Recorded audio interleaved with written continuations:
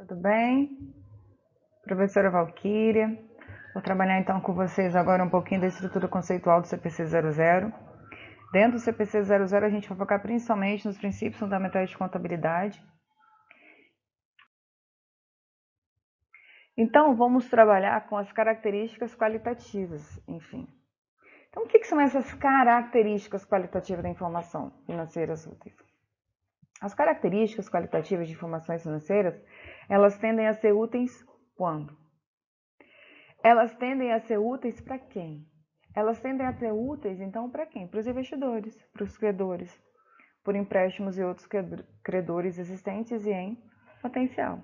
Então, algumas características da informação, elas têm que ser úteis. Se elas não for úteis, não tem necessidade de você ter essa característica de informação. Então, mas para que deve ter uma característica qualitativa útil? Para que os usuários tomem decisões sobre a entidade que reporta com base nas informações contidas no relatório financeiro.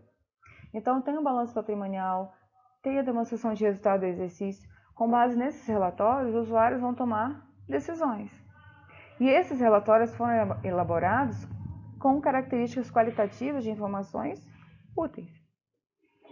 Então, ainda elas se aplicam a informações financeiras que são fornecidas pelas demonstrações contábeis, bem como as informações financeiras fornecidas de outras formas.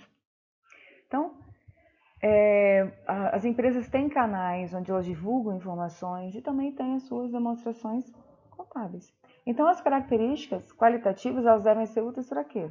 Devem ser úteis para os investidores, para os credores de empréstimos e outros credores, para aqueles que tomam decisões. E essas características são aplicadas às informações financeiras que são fornecidas dentro das demonstrações contábeis, ok? Agora, se as informações financeiras devem ser úteis, elas devem ser relevantes e representar com fidedignidade aquilo que se pretende representar. A utilidade dessas informações financeiras é o quê? Para que eu vou utilizar? A utilidade então, das informações financeiras é aumentada se forem comparáveis, se as informações financeiras forem verificáveis, se as informações financeiras forem compatíveis, compreensíveis e se ainda elas forem tempestivas. Ou seja, a informação financeira deve ser útil se ela for relevante, se ela puder fazer diferença na minha decisão e se ela representar o que ela se propõe a representar, ou seja, ser fidedigna. E ainda essas informações elas podem ser aumentadas se elas forem comparáveis, verificáveis, tempestivas e compreensíveis. O que a gente tem então? As características qualitativas, elas podem ser divididas em fundamentais e de melhoria. As características qualitativas fundamentais, elas podem ser características qualitativas fundamentais de relevância ou de representação fidedigna. Então, são as fundamentais. Agora, as características podem ser de melhoria, podem melhorar a informação. De que forma? Se elas forem comparáveis, a comparabilidade. Se elas forem verificáveis, capacidade de verificação. Na norma anterior, antes da alteração, era verificabilidade. Capacidade de verificação e verificabilidade é a mesma coisa. Então, eu tenho a característica de melhoria de compreensibilidade e ainda eu tenho a de tempestividade. Essas são as características qualitativas que são fundamentais para elaborar as demonstrações contábeis e ainda as que melhoram essas demonstrações contábeis. Ok? Então, gravem isso. As características fundamentais, a relevância e representação fidedigna e de melhoria. A gente até utilizava aqui um COCOTEV, considerando que aqui fosse só verificabilidade. Então, COCO, comparabilidade, compreensibilidade, teve tempestividade e verificabilidade, ok? Então, as características qualitativas fundamentais de relevâncias são quais? Para ser relevante, ela tem que ser capaz de fazer diferença na tomada de decisão do usuário. Se faz diferença na tomada de decisão do usuário, ela é uma característica qualitativa fundamental de relevância. Mesmo que alguns usuários não utilizem, não tirem vantagens, outros já tenham conhecimento dessa informação por outras fontes, ainda assim ela continua sendo relevante. Então, a informação relevante ela tem que fazer diferença nas decisões. E ela tem que valor? Para fazer diferença, ela tem que ter valor. Ela tem valor preditivo, quando ela é capaz de prever resultados futuros. Ela é capaz de fazer diferença quando ela tiver valor confirmatório, ela confirmar a informação, ou seja, o feedback, ou ainda confirma ou altera avaliações anteriores, ou ambos. Imagine o seguinte, a relevância ela faz diferença se ela tiver valor preditivo. Então, eu tenho uma demonstração contábil hoje, e eu posso, por meio dela, fazer previsões de resultados futuros. Ou seja, ela já vem seguindo uma tendência e essa tendência pode mostrar os futuros resultados dela. Ela já vem apresentando lucro. Então, a tendência é que ela venha apresentar lucro no futuro. E aí, então, fiz essa previsão. Ela pode ter o valor confirmatório. Chego lá no final do período de 2020 e, de fato, eu vou ter o feedback. Olha, a empresa realmente teve lucro com base no valor preditivo lá no início do ano. Ou ela pode confirmar esse lucro ou ela pode alterar. Não, ela não deu lucro. Então, esse feedback é tanto para o positivo quanto para o negativo. Que justamente ela pode ter ambos. Ela pode ter valor preditivo e ela pode ter valor confirmatório quando eu utilizo essa informação de relevância em ambos os casos. Valor preditivo e valor confirmatório. Entendidos? Ótimo. Vamos para a próxima então. Além disso, dentro da relevância, nós temos que analisar a materialidade. Se essa informação ela é material, se essa informação ela puder influenciar razoavelmente as decisões que os principais usuários dos relatórios financeiros tomam com base nesses relatórios. Então, se alguma informação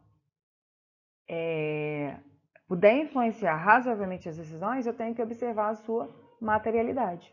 Então, a informação ela é material se a sua omissão ou se a sua distorção, a sua obscuridade, puder influenciar razoavelmente os principais usuários. Então, se a omissão de informação puder influenciar na decisão do usuário para tomar uma decisão errada, ela é material. Se a distorção de informação puder influenciar na decisão do usuário, ela é material. E se ela for obscura e influenciar também na decisão do usuário, razoavelmente, ela também vai ser material.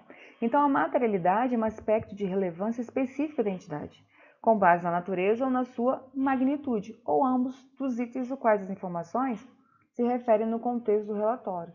Às vezes tem algumas informações, por exemplo, um cafezinho que os funcionários tomam. É material se esse cafezinho compor ou não o custo do produto? O valor do café, ele não tem uma natureza, ele não tem uma magnitude grande de impacto. Então, ele não teria a sua omissão de não informar o cafezinho no custo do produto, não tem a capacidade de influenciar a decisão errada do usuário. Então, a sua omissão não tem capacidade de influenciar razoavelmente a decisão do usuário, porque vai utilizar essas informações para tomar decisão. Mas se eu pego parte do custo de uma matéria-prima, isso sim. E pensa numa produção de camisetas. Os fasciclés, os botões, que são materiais secundários. A omissão, a distorção, a obscuridade dessas informações vai influenciar razoavelmente as decisões de forma errônea. O custo vai estar menor do que deveria. Então, na verdade, o custo do produto vendido não vai estar condizendo com a realidade dentro da empresa. Então, na hora de ver se é relevante, também tem que trabalhar com a materialidade. Ok? E o que é representação fidedigna, então? Os relatórios financeiros, eles representam fenômenos econômicos, palavras e números. Ou seja, conta caixa, 10 mil. Conta banco, 50 mil. Clientes, 300 mil. Então, os fenômenos econômicos, eles demonstram palavras e números. As informações financeiras, para serem úteis, não devem apenas representar fenômenos relevantes, mas também devem representar, de forma fidedigna, a essência dos fenômenos que pretendem representar. Em muitas circunstâncias, o que acontece? Essa essência do fenômeno econômico tem que observar a essência sobre a sua forma legal, se são as mesmas. Se não forem as mesmas, a essência do produto e a sua forma, se Se não forem as mesmas, capaz de fornecer informações apenas da forma legal, ela não vai representar com fidedignidade o fenômeno econômico. Imagine o seguinte: a empresa faz um arrendamento mercantil financeiro. A essência daquilo é um leasing, é uma compra a prazo, um financiamento. Mas que no final a empresa tem a opção de comprar, de adquirir esse bem. Mas a forma, quem assume os riscos, quem assume os benefícios, quem tem o controle é a empresa. Se a empresa não registrar esse bem lá no seu ativo imobilizado, por exemplo, uma máquina, a essência sobre a forma, elas não são as mesmas. Então, ela não vai representar com fidedignidade o fenômeno. Para a essência ser a mesma da forma, aquele lease, aquele arrendamento mercantil, ela também tem que contabilizar dentro da contabilidade aquela máquina como um bem. Aí sim, a essência sobre a forma, elas vão representar com fidedignidade o fenômeno econômico que elas pretendem representar. Ou seja, aquele bem é da empresa, porque ela assume os riscos e controles, mesmo que ela tenha feito por meio de um financiamento, um leasing e arrendamento mercantil financeiro. Então, para ter representação perfeitamente fidedigna, a representação tem que ter 3 características: completa, neutra e isenta de erros. Completa. Para ser completa, tem que incluir todas as informações necessárias que o usuário precisa, inclusive descrições, explicações necessárias sobre essas informações. Neutra. A representação fidedigna, para ser neutra, ela não tem que ser tendenciosa na seleção. Vou dar preferência para esse em relação a esse. Ou na apresentação das informações, ela não pode ser tendenciosa a mostrar apenas os pontos positivos e os lados negativos. Ela não pode ser isso, ela não pode ser tendenciosa. Então, a neutralidade é apoiada pelo fenômeno da prudência. Quem leu a Resolução 750 lembra do princípio da prudência, que é o exercício de cautela na hora de você fazer julgamento em condições de incerteza.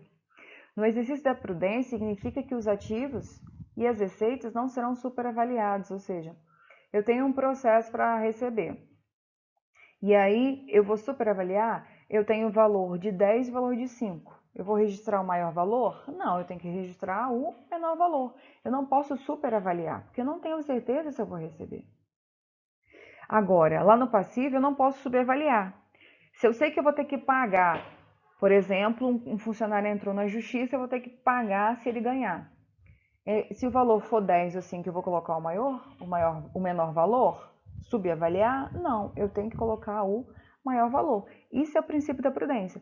Para ativos e receitas, eu tenho que colocar o menor valor. Para passivos e despesas, eu tenho que considerar o maior valor. Isenta de erros ainda, a representação perfeitamente fidedigna tem que ter a característica de isenta de erro. Isso não significa total exatidão, mas sim que no processo para que você possa obter essa informação, ela tenha sido selecionada e aplicada livre de erros. Então, isso é representar com fidedignidade.